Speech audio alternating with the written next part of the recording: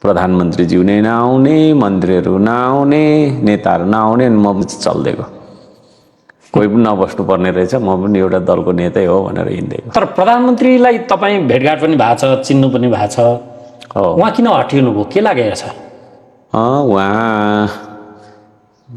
म चाहिँ उहाँको असक्षमता देख्छु। त्यो चाहिँ असक्षमता, यस। कसरी?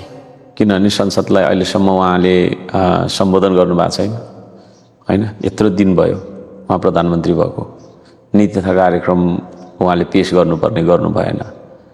अनि नीति तथा कार्यक्रममा उठेका प्रश्नहरूको उत्तर उहाँले दिनुपर्ने उहाँले दिनु भएन।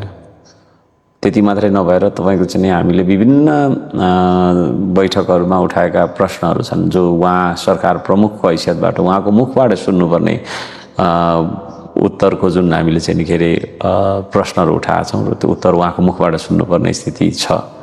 त्यसको लागि उहाँले उत्तर दिन सक्नु भएको छैन। परिणामबाट जवाब दिइराख्नु भएको छ नि उहाँले। त्यसरी कहाँ हुन्छ? परिणाम मात्रै गरेर कहाँ हुन्छ? अनि मुख चाहिँ के को लागि त भात खानुलाई मात्रै?